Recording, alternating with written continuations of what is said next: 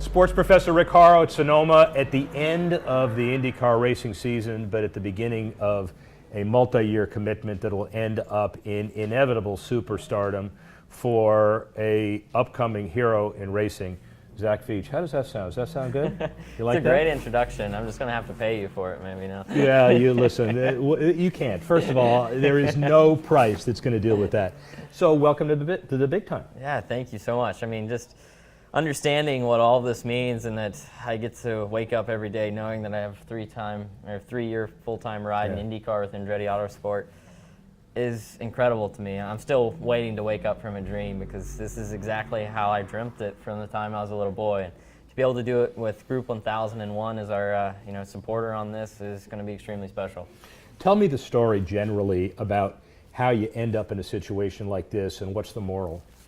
Well, for me, I think the bigger picture is just never giving up. Always keep digging on what you want to do if you care about it. Because, I've been at this for almost 11 years now. Started racing go-karts when I was 12, moved into cars with Andretti Autosport when I was 15. And I want to say, everyone thinks that it's an easy ride, from the beginning to where you want to be in professional sport. And it's always the exact opposite. There's multiple times when we thought that, our career wasn't going to get to go forward because of things out of our control like funding, but we never took no for an answer. We just kept working hard, and luckily enough, we ran into the right people, and we get to be here today with you. Well, the right people, yeah, that's a good thing. So yeah. the right people is 2001 and Dan Tauris. Group 1001 came to you, and they were just a amalgamation of insurance entities, and they're appealing to consumers, and their demographics are pretty significant, and Dan is very careful about who he chooses and vice versa. He refers to shared values, but I know it's a two-way street. What attracts you to Group 1001? Well, for me, the big thing with Group 1001 and Dan is that they have so much they care about within the community. Yeah. For me, coming up through racing, I cared about the driving, of course, but I wanted to use it as a platform to help others. Racing's a great way to get in front of people, have fun while they're doing it, but to help inspire people to become what they are destined to be. And luckily, our relationship with Dan actually came through a mutual friend of ours, a pastor in Indiana, kind of introduced the two of us, and that collaboration kind of led us to thinking that, racing is going to be a great way to keep people involved with Group 1001, and Group 1001 was a great partner for me because we all have the same values, and we can do each other best over these next 3 years. Now, a lot of people say it, and they talk about common values, but your perspective on philanthropy is proven. You wrote a book called 99 Things Teens Wish They Knew Before Turning 16, which not too many people talk about, but it's really kind of cool. Talk about that. Well, exactly. I was very special to have that opportunity. As I first signed on to Andretti Autosport, I was 15, and it seemed like the question I got more so than anything else was, what advice did I have to give to kids my own age? So I thought, why not write a book? So in it, it's like a go-to guide for teenagers.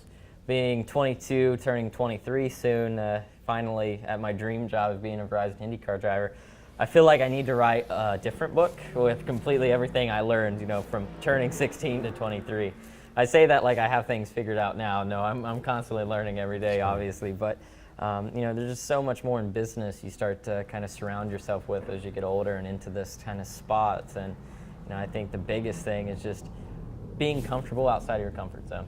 You don't change unless you do something that might be a little scary in life. So that's and just the distracted driving component and the app that you created and the automatic text, that requires a little bit of entrepreneurialism, a little forethought, and a little bit of focus. Yeah, of course. When we were bullied through school just because we were small. You can't believe that. Wait, you're small? Yeah, exactly. I didn't realize. So, with that and with racing, a lot of people kind of picked fun at me and kind of persuaded me to almost quit my dream. And today I look back on that and thank goodness I didn't.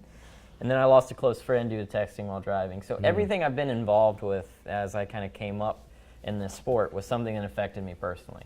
And I think that's the most important thing. If you're trying to change the world, if you're working in things that you're passionate about yourself, you're going to get the job done. So next year you start for real. What's your perspective now as an IndyCar rookie? You walk around with you today and everybody's slapping you on the back and saying congratulations. When the heat starts, hopefully those guys will, you remember what they did in September of 2017. Well, I believe this is the friendliest they're going to be going forward. Right. Today is the day everyone is rewarding me with all the hard work that it's taken to get here, because everyone knows, especially the other drivers, they've all gone through this before. So they're excited and happy for me, but I know come March 11th in St. Petersburg for our first race, no one's going to be giving me anything at all. Well, but your perspective is interesting. And as a rookie, I assume there is the inevitable situation where they're going to tape you to the goalpost or throw a pie in your face or that's something. Been the question I've been asked a lot here lately is, has anything happened to me yet, or if I'm worried? And to be honest, I know something's coming. I can hear the Jaws music in the background. Yeah. I don't know which way to turn just yet. Well, let's just. All right, we're going to expedite this interview, because we've gotten through it so far. So we'll see what happens. You're let's put it this way, an elite rock climber. Yeah. No more rock climbing under the contract. What can't you do that you used to be able to do? Well, anything extreme sports related. Okay. For me, the biggest factor is rock climbing, of course, just because now you're an asset. You're a team, you're a driver of a professional team, and you have certain obligations, of course. You have to make sure you're in the best shape and taking managed risks. And right now, rock climbing is not exactly a managed risk in my career. I think I'll probably still be rock climbing in the gym because it's safe. That's a controlled environment. But my dreams of being up on El Capitan and Yosemite has been slown for a few years, but this is what I've dreamt about since I was 4 years old. So well, and you can get back into the International Veterans Rock Climbing Association down the road, whenever that is. Who are your heroes, your sports heroes, your business heroes, your life heroes? Yeah, for me, I think my biggest hero growing up is probably my father, if I can say that. I was lucky enough to have him, kind of guide me in the way of showing me strong values in business and in sport, as he was an athlete and an entrepreneur. And driving-wise, it was always Michael Andretti, which is why this experience is so unique to me. To be driving for your hero as a kid is really going to have you put forth all the effort that you have. Have you figured out this business? Is the business easier to figure out now? Have you just seen how difficult it is to figure out the business? I think I've gotten to see how difficult it is. Yeah. I would like to think that I have it figured out, but that's never the case. Even in racing, when you think that you know it all, you know nothing. So we understand to respect it, and we just got to keep trying hard. And I think that's the single most thing I've learned in business is you just got to keep digging along, because there's going to be twists and turns at every corner. Where are you 5 years from now? 5 years from now, I'd say hopefully competing, if I haven't already, won an IndyCar championship, and having an Indianapolis 500 win would be a nice one on our belt as well. But I see myself being at Andretti. I'd love to be here long term. This team, I'd love to build it around me and become a leader of this team one day. Those are my goals. I just got to learn as much as possible, and I think we can be there. And the sky's the limit for you, and when you look 12, even though you're 22, you can race for 50, 60 more years. That's my plan. I've already changed my birth certificate. I was born in '94 technically, but now it says 2001. That's perfect. So I'm pretty excited about that. That's really exciting. But yeah, ladies and gentlemen, by the way, that's a criminal offense. I don't know if you knew that, okay? Just so you understand. Finally, we asked Michael the same question. There are a lot of people that don't understand, especially people that are probably watching this, what it takes to be a world-class elite auto racer. And some say racers aren't athletes. Don't hit me.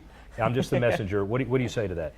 I think the easiest way is to have them come out here and understand what we do. We're strapped in a car that's 120 degrees for 2.5 hours at a time. No power steering like you have in your street cars.